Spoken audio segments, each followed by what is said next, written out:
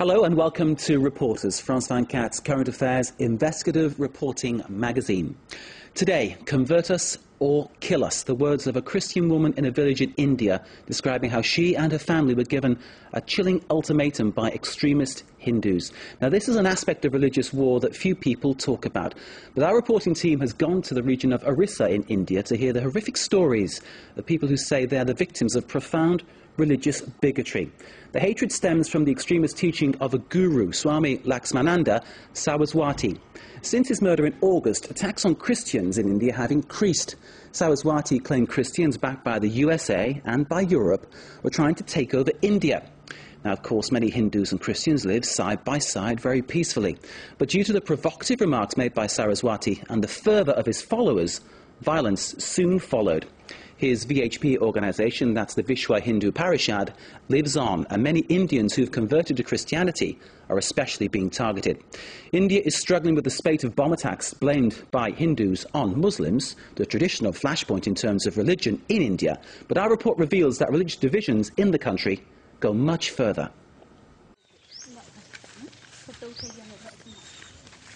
They're returning to their village for the first time. For 2 weeks now, they've been hiding in the forest a few kilometers from here. They first wanted to see the church, or what remains of it.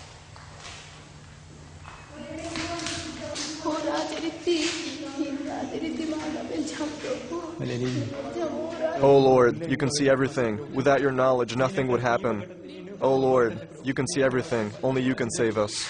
Oh Lord, we've lost all hope. In a single night, these Indians lost everything because they are Christian. A huge crowd of people came from the city. They entered the village and destroyed everything. They started fires all around. It's those people, Hindu extremists. They told us we should become Hindu, that we should go to temples and wear bindis. But we refused. I'll never do that. The village was razed to the ground, erased from the map. 32 houses were burned down. The assailants' fury is evident everywhere. The villagers are in a stupor, petrified in the face of such potent hatred. These two families have lived here for 20 years, Christians and Hindus in perfect harmony. We live here, and we've never bothered about who's Hindu or who's Christian. But they told us, if you're Hindu, you have nothing to do here. And they burned everything. At that point, they were crazy. They wouldn't listen at all. We were not allowed to speak to them. There were 200 or 300 of them. We were scared, but we managed to escape. All this has happened after Saraswati's death. He was a Hindu. After his death, everyone started saying he'd been killed by Christians. Yes, and then they wanted to kill all Christians. Saraswati, it all started with him. On August 23rd, he was murdered in his ashram. He was the leader of one of the largest fundamentalist Hindu groups in India. The 85-year-old guru raised fanatics with his poisonous discourse against Christians, his long-standing enemies. We know that America and Europe have been conspiring to spread Christianity in India, especially here in Orissa. We have been sent here to protect you. Without us, there would be only Christians here. Our mission is to protect these people. Saraswati's death would set off the powder keg. Christians were immediately accused of murder without any proof. Propaganda films featuring the murdered leader were distributed in villages. Black and white images, dramatic music, and anti-Christian slogans. This time, things got nasty. 65 churches vandalized, over 4,000 houses burned down, 32 people killed.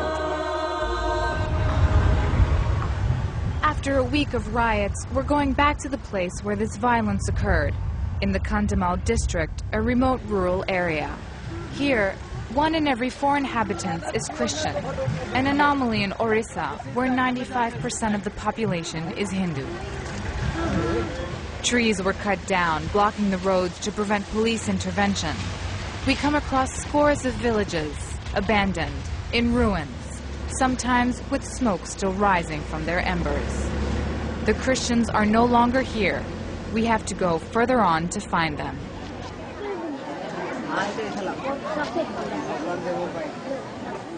They are here, at least 15,000 of them, refugees in their own land, a few kilometers from what used to be their villages.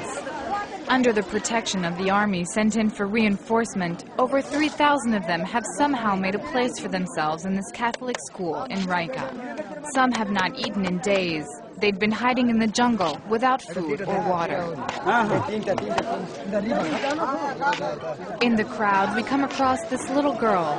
Nanrita is 10 years old and unable to forget the night of August 24th.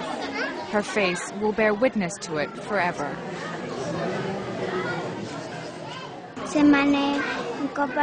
We were all sleeping when they knocked on the door. Then they broke it down, then everything in our house. They set fire to the house. I managed to run away, but outside something like a bomb exploded, and it burned my face.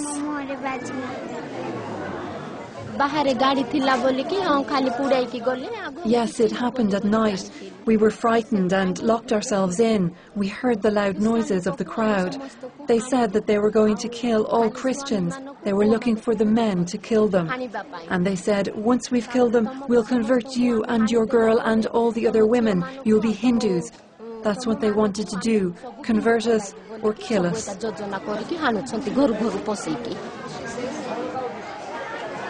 Among these Christians are many former Hindus, untouchables who converted to escape the caste system. Aboriginal tribes, too, who abandoned their animist rights in favor of a god. What they have in common is their poverty and illiteracy, making them easy targets for Christian missionaries and Hindu fundamentalists alike. The two camps fight over them in unending conversions and reconversions. But this time the Hindus went further and decided to cleanse their land of any Christian presence. The priests were first in the line of fire. For a week, Hindu extremists went on a manhunt to kill them. This woman's husband crossed paths with them and didn't survive. He was a pastor. They asked him if he wanted to become Hindu or remain Christian. He said he would never convert. That he'd lived here for over 20 years as a Christian, serving his Lord, and that he preferred to die rather than abandon him. He started praying, and they killed him right before me. They hit him with an axe on the head, like this, right here, and he collapsed. And then, as if that wasn't enough, they knifed him in the chest. Then they sprayed him with fuel and set fire to him.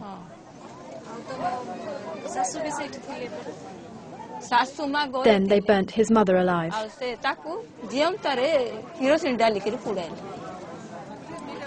Even within these camps, these Christians are not reassured. Despite the haven they've found here, fear continues to stalk them. We are not safe here. We are easy targets, and they still want to kill us. Some of us are going to die. Nobody will be killed. There are no killers here. We're all Christians here. We've lost everything. All we have is our lives. And now they're going to take even that from us.